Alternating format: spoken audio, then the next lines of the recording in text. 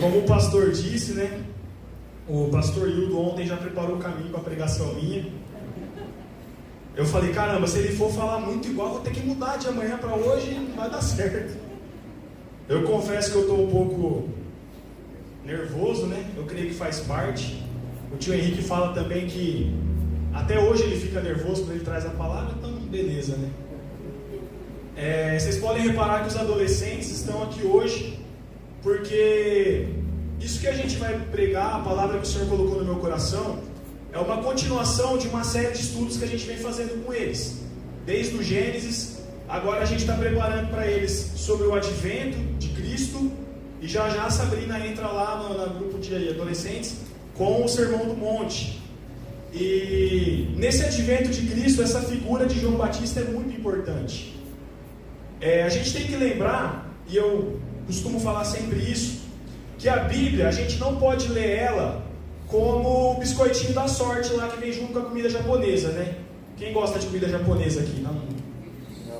Você pede uma comida japonesa, vem o biscoitinho da sorte, vem uma mensagenzinha ali. A Bíblia a gente não pode ler assim.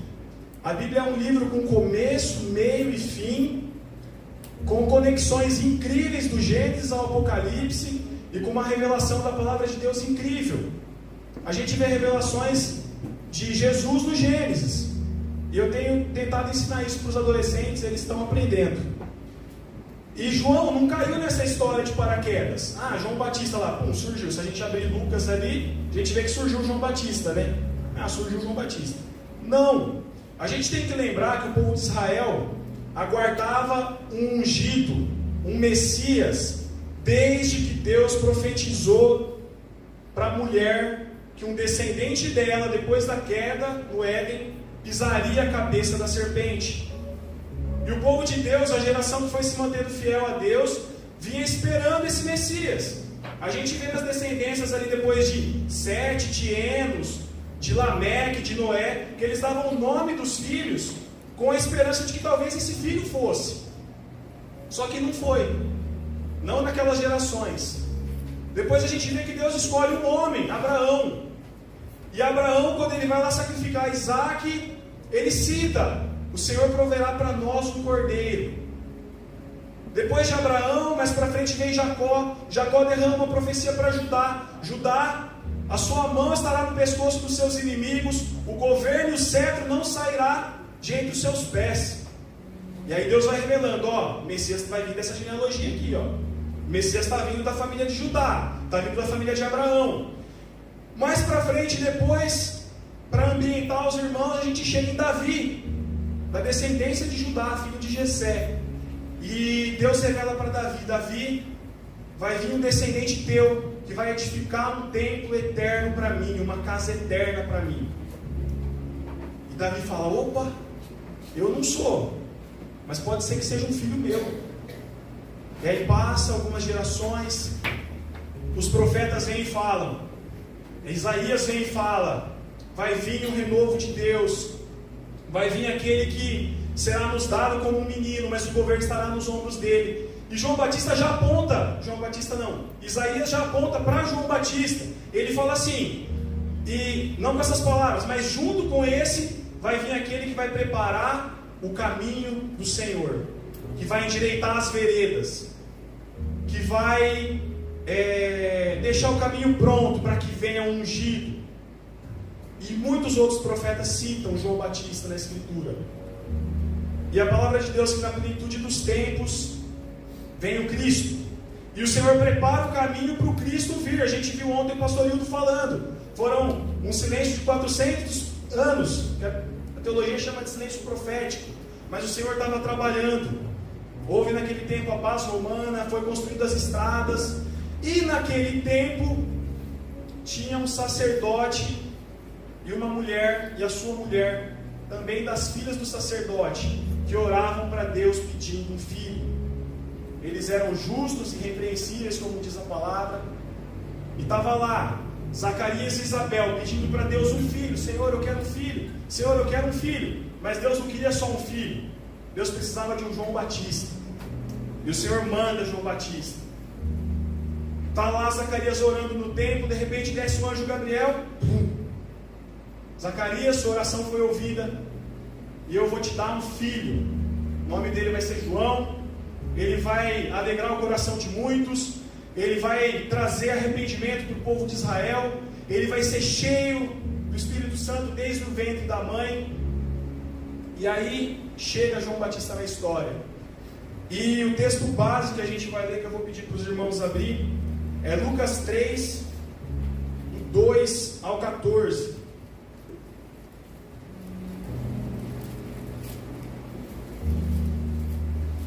Lucas 3, do 2 ao 14.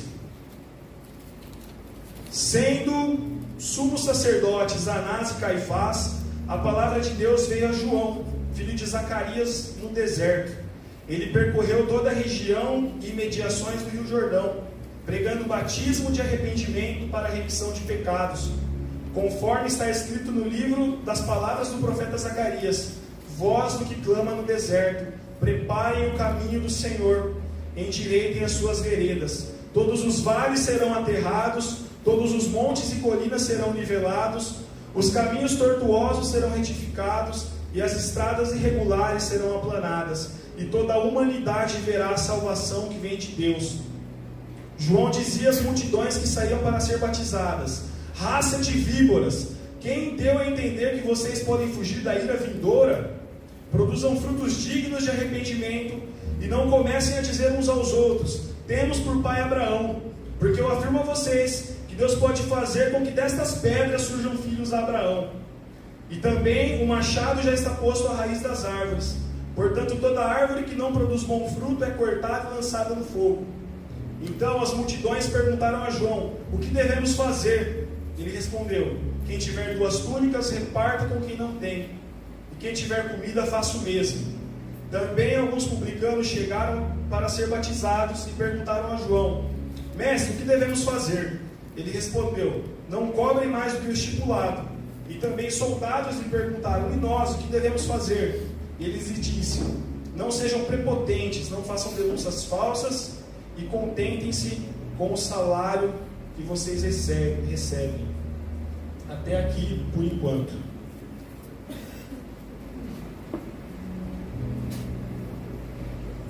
Já deu uns 5 minutos, eu estou nervoso ainda.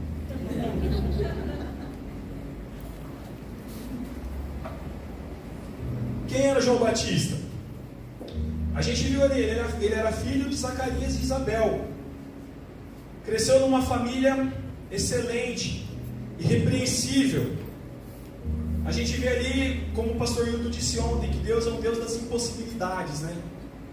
Como disse o anjo Gabriel para Maria: não há nada demasiadamente difícil para Deus. Isabel deu à luz, veio João Batista. Ele era da linhagem sacerdotal, tanto de pai quanto de mãe. Zacarias era um sacerdote, Isabel era das filhas dos sacerdotes. E provavelmente ele era um homem nazireu. A Bíblia diz que ele não bebia bebida forte, ele tinha uma conduta de alguém separado, e devia ser um cara muito esquisito. João Batista devia ser aquele cara que, se a gente vesse na calçada, a gente atravessa para o outro lado.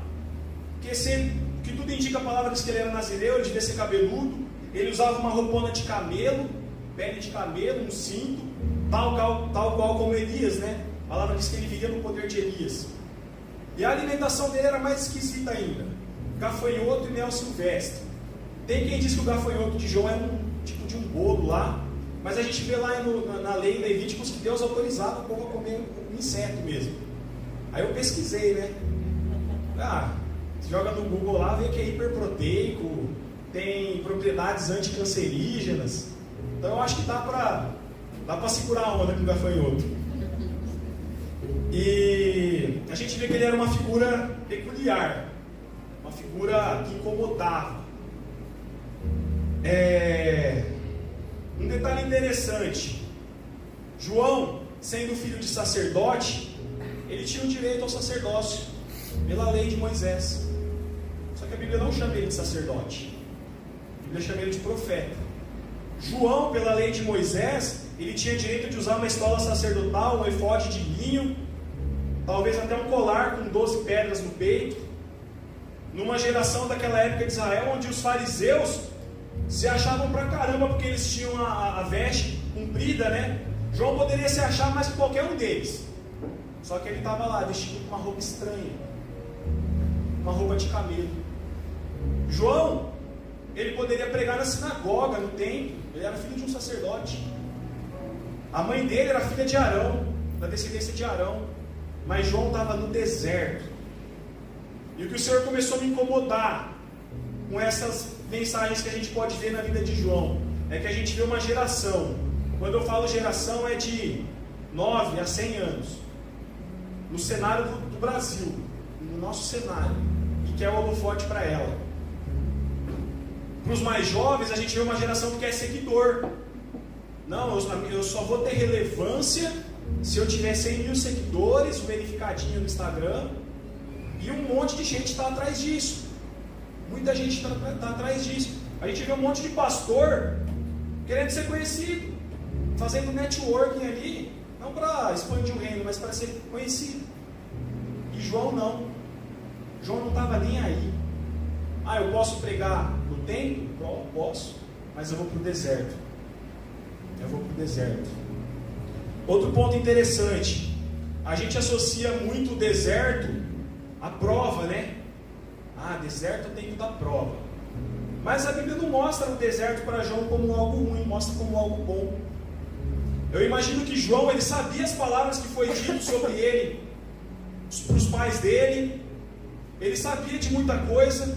Ele no ventre da mãe, ele reconheceu Jesus, e eu imagino ele, a Bíblia não diz isso, mas eu imagino ele como um moço, próximo dos 25, 27, e pensando, não, eu vou ficar no deserto, eu não vou me distrair. Eu imagino que às vezes os pais, no senso de proteção, não, João, vem para perto, ó aqui, ó, sua escola sacerdotal está aqui, ó, vamos pregar lá no templo. Não, eu não vou me distrair. E o Senhor busca uma geração hoje que não se distraia. Por mais difícil que seja, a gente se distrai muito fácil. Eu brinco com os adolescentes que a gente só gosta de ouvir o que a gente quer. O TikTok, você não gostou, você já passa para cima, já vem outra coisa legal, acabou, você passa de novo, e você vai se inundando daquilo que você quer e de distrações. E João não. João falou, vou ficar aqui, vou ficar no deserto. E qual que era a pregação de João Batista?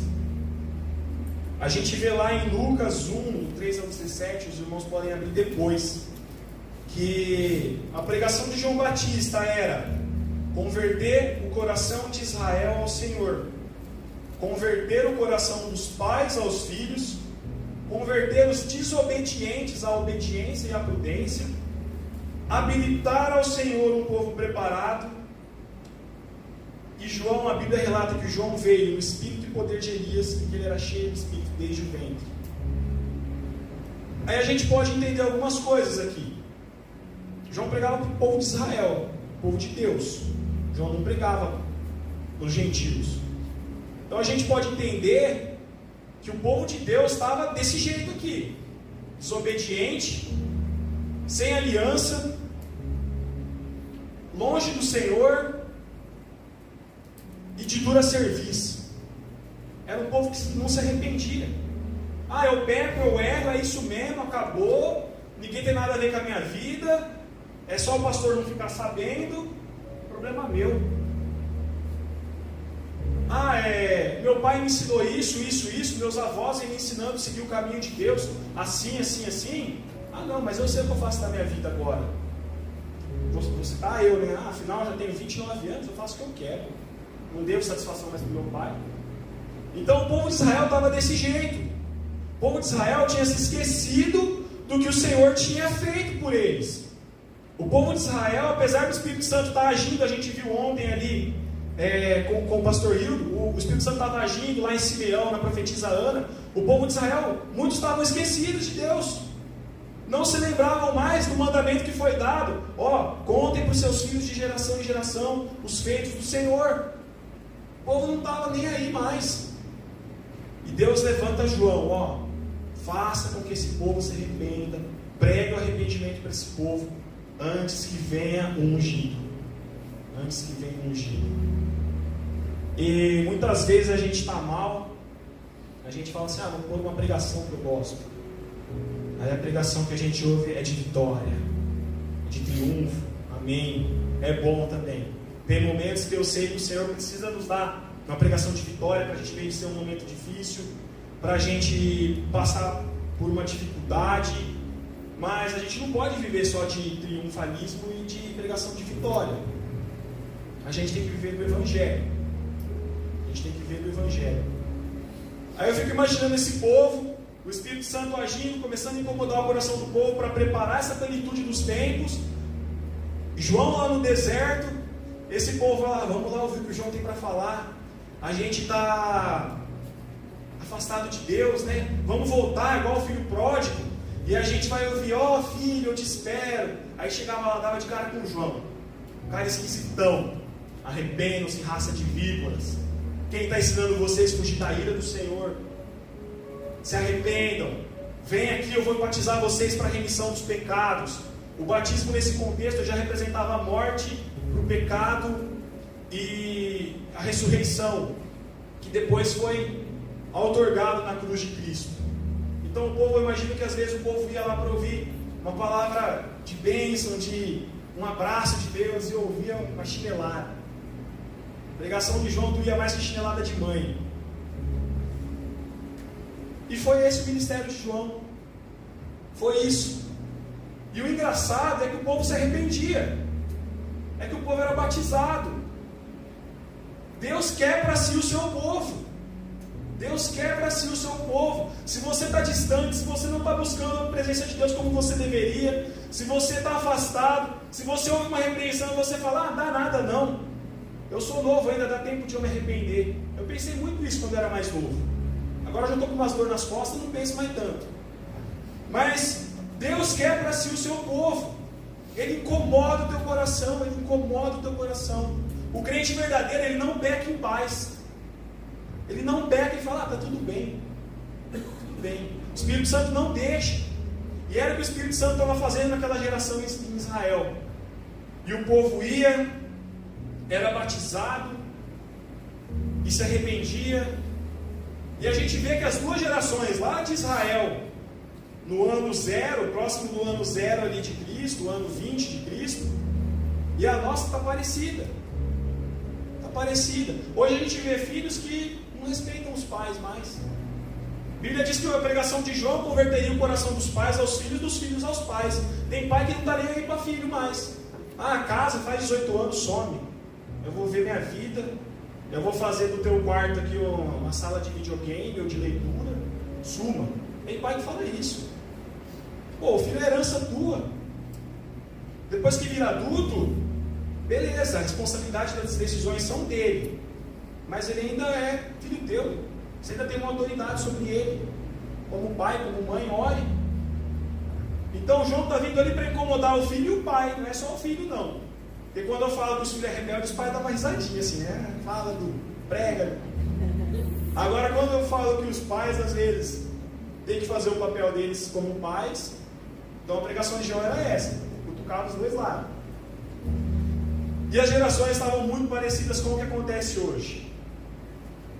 E eu creio, a gente vai ver mais para frente, que nesse tempo nosso, a gente vê que o pastor Hilton pregou parecido ontem. Deus me incomodou para trazer essa palavra. É o que eu já vim ensinando para os adolescentes. A gente vê outros pregadores pregando a pregação de João Batista. Que nesse tempo, nessa nossa geração, antes do grande dia do Senhor, Deus vai levantar a pregação de João Batista. Não é eu que estou inventando isso, é a palavra de Deus que diz isso. E outro ponto, né? Os judeus diziam, eu não preciso me arrepender porque eu sou filho de Abraão. E a gente? Eu não preciso me arrepender, meu pai é o pastor da igreja. Se eu não me arrepender, se eu não for convertido, ele vai para o céu e eu vou para o inferno. A gente precisa de arrependimento. Eu sou santinho, sou um santinho, eu não preciso me arrepender. Eu não bebo, eu não fumo, mas eu sou o maior fofoqueiro do trabalho. Faço fofoca, faço intriga. Não, mas eu vou na igreja a cada 15 dias, tá de boa. De boa, vou lá para a igreja, recebo perdão. Não, irmãos, a gente precisa de uma vida constante de submissão à palavra. de arrependimento. Não se ensoberbecer porque a gente é cristão. Não de se ensoberbecer porque a gente cresceu num lar cristão, ou porque a gente frequenta a igreja, e porque às vezes a gente é melhor que uma geração horrível que está ali no mundo, lá fora. A gente sabe, a igreja tem defeito, tem, mas o mundo é pior ainda, muito pior. É terrível. Então que a gente se submeta à palavra de Deus, que a gente não se escolhe nisso, que a gente não se apoie nesse falso orgulho de, eu sou crente, eu sou evangélico. Eu até assisti o culto da virada do SBT. Que a gente não se apoie nesse evangeliqueza. Eu uso essa palavra lá para o adolescente. É uma nova religião, evangeliqueza. E a mensagem de João era: arrependam-se, o reino dos céus está próximo. Preparem o caminho do Senhor. Ei, Israel, vocês não aguardavam? Vocês não ouviram o que Abraão disse, o que Jacó disse, o que os profetas dissem? É agora. O Senhor vai trazer o ungido dele, é agora. Israel estava dormindo. Muito parecido com a nossa realidade. Eu creio, e muitos irmãos creem que a vida do Senhor está próxima, a segunda vida está próxima. E a gente está fazendo, às vezes, da nossa ocupação, do nosso trabalho, nossa maior importância. É importante, mas não é maior que Cristo. Nada é maior que Cristo. Meu filho que está para vir não é maior que Cristo. Não pode ser maior que Cristo para a minha vida. Ainda que eu só estou pensando nisso esses dias. Mas não pode ser maior que Cristo para a minha vida.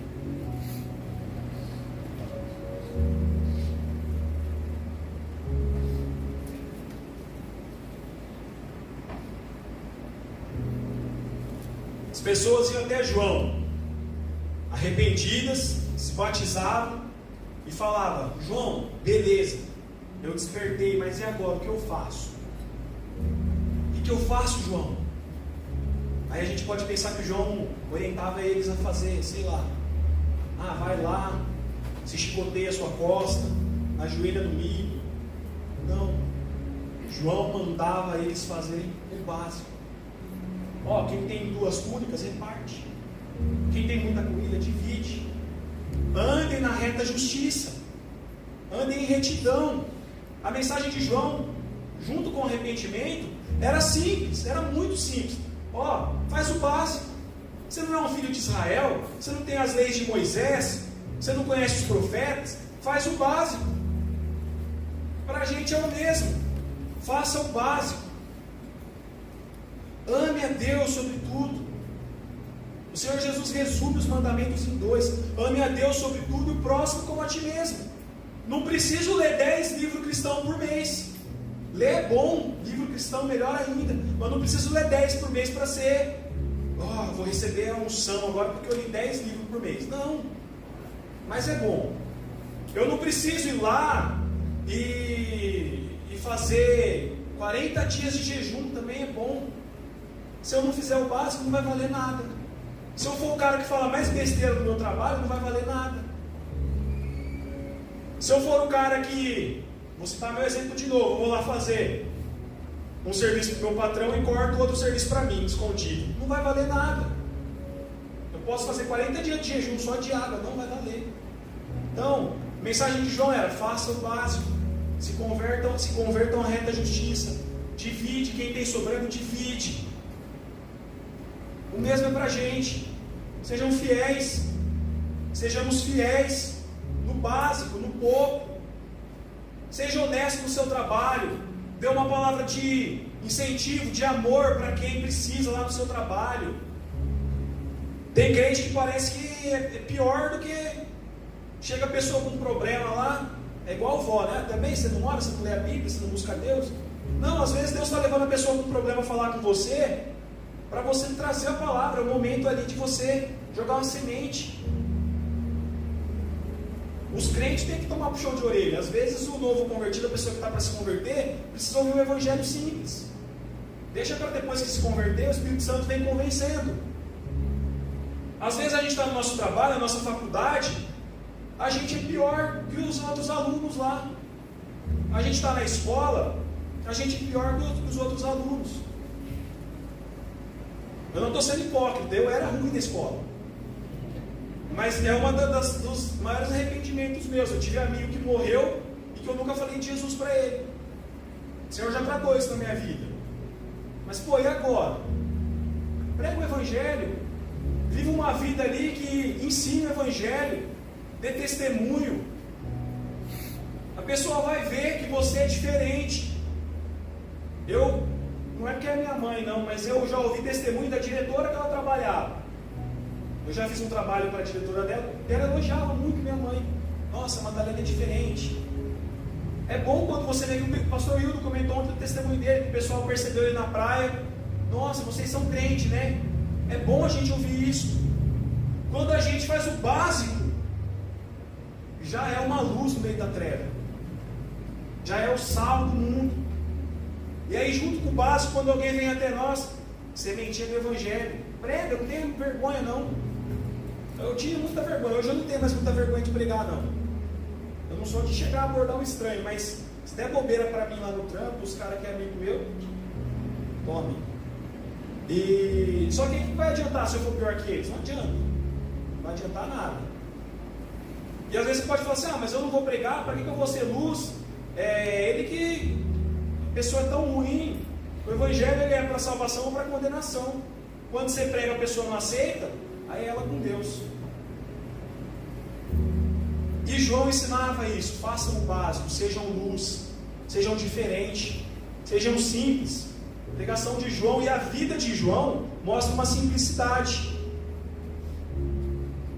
a ponto de que João se destacou muito daquela geração, muito mesmo. A gente faz muito menos que João, um pouquinho só, e a gente já se destaca às vezes. O crente já se destaca. E às vezes a pessoa chega, e fala, não sei se você já ouviu isso. Estou lembrando de um testemunho que o irmão contou, que chegou um amigo e falou para ele, nossa, mas você tem uma aura muito boa. E aí dá aquele receio de vir o orgulho, Não, ô glória, eu sou barão de guerra, divisa de fogo. Amém. Eu lembro que a gente foi orar uma vez num Sasa, aí o pessoal lá era envolvido com sei lá quantas religiões, e a mulher falou que eu tinha uma oração muito poderosa, eu fiquei me achando. Nossa, ô glória, fiquei me achando. Aí depois Deus me deu um puxão de orelha. Segue aí, diminui. Então acontece isso, quando a gente é diferente, quando a gente carrega o Evangelho, quando a gente vive o Evangelho, ainda que de forma simples, a gente vai trazer atenção para a gente. E foi o que aconteceu com João. Queria que os irmãos abrissem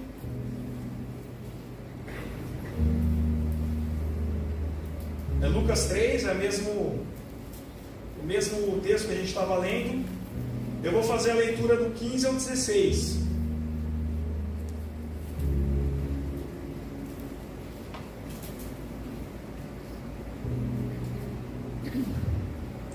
Lucas 3, do 15 ao 16. Estando o povo na expectativa e pensando todos em seu íntimo a respeito de João, se por acaso ele não era o próprio Cristo, João tratou de explicar a todos: eu, na verdade, batizo vocês com água, mas vem aquele que é mais poderoso do que eu, o qual eu não sou digno de desamarrar as correias das suas sandálias. Ele os batizará com o Espírito Santo e com fogo. Amém? Sim. Todo mundo olhou para João. Esse cara é ungido, esse cara é poderoso. Ele batiza, a pregação dele fere o nosso coração. Ele é o Cristo. Aí João falou: não, vai vir o Cristo, do qual eu não sou digno de desamarrar a correia da sandália dele. Ele é muito mais poderoso que eu. João falou: vocês lembram de Abraão que disse que Deus proveria para si o cordeiro? Eis o cordeiro de Deus que tira o pecado do mundo. Ele apontou para o Cristo. A nossa vida de evangelho simples tem que ser humilde e simples. Quando fizer diferença, não tem que apontar para a gente. Não é para a gente começar a se ensoberbecer.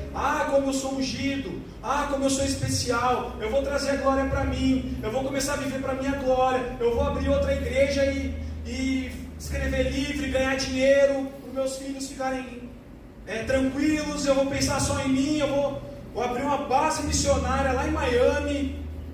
Ninguém quer ir para a África, para Miami. não é para isso. Quando o Senhor começar a levantar a gente, começar a levantar essa geração que eu creio que Ele está para levantar, de João Batista, com a pregação de João Batista, quando o pessoal do mundo vê o que a gente tem de diferente, a gente tem que apontar para o Cristo. Não sou eu, é Cristo. Eu sou tão ruim quanto você. Eu não sou melhor que ninguém, mas o Espírito Santo de Deus me aperfeiçoa na minha fraqueza, como diz Paulo. Mas é quando eu sou fraco que eu sou forte.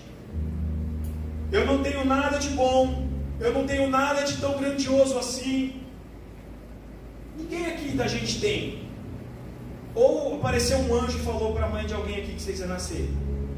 Ninguém da gente tem. Mas a gente é amado, a gente foi escolhido, a gente foi eleito por Cristo, o sangue dele caiu sobre nós. E quando a gente se torna um discípulo, uma semelhança de Cristo, um mini Cristo, uma cópia de Cristo, a gente aponta para o Cristo. Tem uma frase que diz que me marca muito. Diz o seguinte: pregue o Evangelho, morra e seja esquecido. Por que a gente quer deixar um legado? O seu neto falar de você: meu avô foi muito rico, meu avô foi um político muito poderoso. Por que você quer deixar um legado? Nosso legado tem que ser o Evangelho. A gente vê que quando começa o ministério de Cristo, um pouquinho depois que João apontou para o Cristo, Ele é o Cristo, Ele é o Cordeiro de Deus, eu sou só a voz que clama do deserto. O ministério de João acabou. Que honra ele teve? Ele foi degolado por Herodes. Acabou. Só que a mensagem que ele carregava era tão poderosa, a ponto do nome dele estar aqui escrito, da história dele estar aqui escrito, vinculada com o ungido. Depois que se passar essas coisas, que a gente morrer, que passar o nosso tempo, que a gente seja lembrado como quem viveu uma vida reta, simples, humilde, que apontava o Cristo. Agora a gente começa a pensar em geração, né? Enquanto você não tem filho, você não pensa muito. Mas eu quero que meus filhos, meus netos, falem assim: tu tinha um monte de defeito, mas ele era um homem de Deus, ele era um servo de Deus. Isso para mim basta. Que a nossa vida aponte para o Cristo. Que o Senhor encontre em nós uma geração de João Batistas em nós. Que se levante uma geração de crianças, de jovens, de adolescentes, que antes do grande dia do Senhor, como diz em Malaquias 4, 5 e 6, que antes do grande dia do Senhor, vai se levantar no espírito e poder de Elias, uma geração que vai converter o coração dos pais aos filhos, uma geração que vai voltar a buscar a honra, buscar a presença de Deus, uma geração que vai deixar a noiva preparada para que o Senhor Jesus venha e busque a sua noiva. E está perto, irmãos. Eu não vou falar de escatologia aqui, mas está perto. Está muito perto. Que o Senhor encontre na igreja Manaim, em mim e em nós, pessoas que amam a pregação do amigo do noivo, que se importam com a noiva dele. Será que a noiva de Deus está preparada? Será que a noiva está pronta? O que eu posso fazer para ajudar? Como eu posso servir? Como eu posso edificar? Como eu posso trabalhar com o Senhor? Porque eu quero que o meu Senhor venha buscar a tua igreja e encontre uma igreja pronta. Encontre uma igreja pronta. Então, irmãos, essa é a mensagem dessa noite.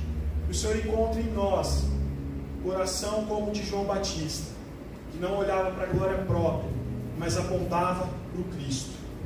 Amém.